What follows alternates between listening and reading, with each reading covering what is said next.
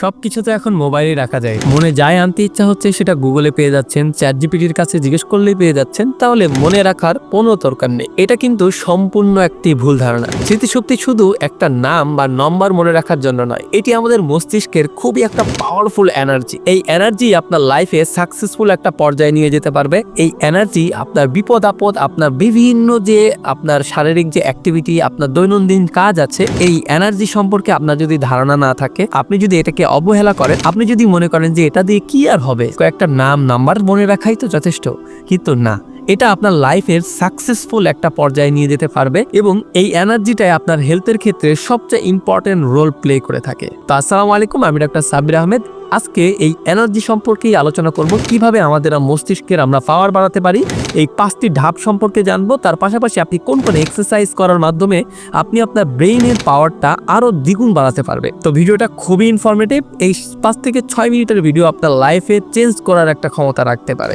তো চলুন শুরু করা যাক। আগে যেসব সমস্যা 65 থেকে 70 বছরের মধ্যে হয়ে থাকতো, যেমন অ্যালজাইমার, ডিমেনশিয়া, এখন সেই সমস্যাগুলোই আমাদের 30 থেকে 35 বছরের মধ্যে দেখা যাচ্ছে, কারণ আমরা মস্তিষ্ককে ব্যবহার করা কমিয়ে দিচ্ছি। নিয়মটা খুবই সহজ, ইউজ ইট অর লস ইট।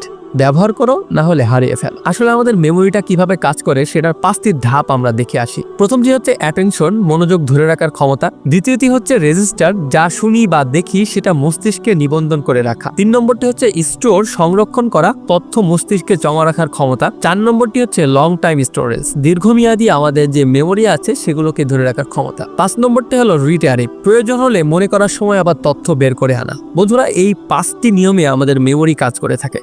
এখন কথা হচ্ছে, আমরা ভালো মেমোরির জন্য, আমাদের স্মৃতিশক্তি বাড়ানোর জন্য আমরা কোন কোন পদক্ষেপগুলো নিতে পারি। সর্বফার্স্ট যেটা নিতে হবে সেটা হচ্ছে 7 থেকে 8 ঘন্টা ঘুম আপনাকে অবশ্যই ঘুমাতে হবে। এই স্ট্রেস এবং মোবাইলের যুগে আমরা কিন্তু আমাদের ঘুমকে কমিয়ে এনেছি। আমরা বিভিন্ন পরিমাণ রাত জাগতেছি, রাত 1টা 2টা বাজাচ্ছি, আর এদিকে সারাদিন ঘুমাচ্ছি। এটা কিন্তু আমাদের 7 থেকে 8 ঘন্টার যে ঘুমের যে ঘাটতিটা আছে সেটা কিন্তু অবশ্যই পূরণ করছে না। আপনাকে রাতের এমন একটি অংশে ঘুমাতে হবে যখন যেই অংশের মূল্য সব থেকে বেশি। আপনি যদি 11টার মধ্যে ঘুমাই যেতে পারে, তাহলে আপনি যদি এদিকে 4টা 5টা পর্যন্ত ঘুমান সকাল, সেটা কিন্তু আপনার 6 থেকে 7-8 ঘন্টা ঘুমের পরিপূর্ণ যে উপকারিতা আছে সেটা কিন্তু দিবে। দ্বিতীয়টি হচ্ছে স্ট্রেস কমাতে হবে। 2025 সালে স্ট্রেস কমানোর কথা বললে অনেকে হাসি শুরু করে দেয়, কেননা এইটা হচ্ছে স্ট্রেসের একটা যুগ। কিন্তু বন্ধুরা, এই যুগে এসেও কিন্তু আপনাকে স্ট্রেস কমাতে হবে, এটা কিচ্ছু করার নেই। না হলে আপনার ব্রেনের সাথে সাথে আপনার স্বাস্থ্যেরও কিন্তু আপনি ক্ষতি করছে। স্বাস্থ্যকর খাবার আমাদেরকে খেতে হবে। আমরা কিন্তু এখন ফাস্টফুড খাবারের একটা বলা যায় প্রেমে পড়ে গেছি। বাইরে গেলে ফাস্টফুড খাবার ছাড়া আমরা কিছুই বুঝতেছি না।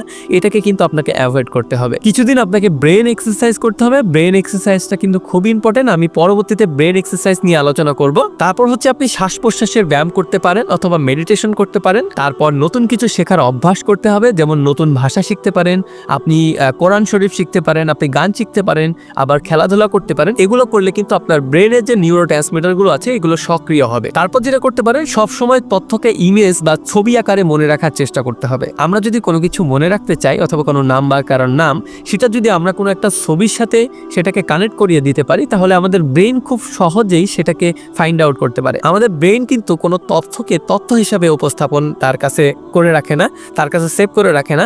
আমাদের ব্রেন এমনভাবে আল্লাহ তাআলা ডিজাইন করেছে যে এই ব্রেনটা কোনো কিছু আপনার ইমেজ হিসাবে সে মনে রাখার ট্রাই করে। খেয়াল করতে চান, আপনি খেয়াল করবেন, দেখবেন তার চেহারাটা আপনার ব্রেনে আগে শো করতেছে, তারপরে তার নাম মনে রাখতেছে। আমাদের ব্রেন এমন ভাবে ডিজাইন যে এটা ছবি ছাড়া অন্য কোনো আপনার ফরম্যাটে মনে রাখতে খুব কম পারে। ছবি দিয়ে যদি আপনি মনে রাখতে পারেন, তাহলে সেটা কিন্তু আপনার ক্ষেত্রে খুবই উপকার আসবে। তারপর আপনি গন্ধ মনে রাখতে পারেন, রং মনে রাখতে পারেন। এগুলো কিন্তু আপনার ব্রেনের নিউরো ট্রান্সমিটার গুলো শক্তিশালী করতে সাহায্য করে থাকে। এখন প্রশ্ন হচ্ছে, কেন আমাদের স্মৃতিশক্তি এতটা ইম্পর্টেন্ট? শুধু পরীক্ষায় ভালো করার জন্যই কিন্তু নয়, আমাদের শারীরিক সুস্থতা এবং আমাদের দক্ষতা বাড়ানোর জন্য কিন্তু আমাদের এই স্মৃতিশক্তি অনেকটা উপকারী ভূমিকা রাখে। মস্তিষ্ক যদি আমাদের সক্রিয় থাকে, ভবিষ্যতে অ্যালজাইমার বা ডিমেনশিয়ার মতো বড় বড় আমাদের যে ঝুঁকিগুলো আছে এগুলো কিন্তু কমতে সাহায্য করে থাকে। এবার আমরা জেনে আসি ব্রেন এক্সারসাইজের জন্য মজার কিছু প্র্যাকটিস। আপনি বাজারে গিয়ে সবকিছু কোথায় কোনটা কিভাবে রাখা আছে সেগুলো একটু মনে করার ট্রাই করতে পারেন। আপনি নতুন নতুন প্যাজল বা চ্যালেঞ্জ নিতে পারেন।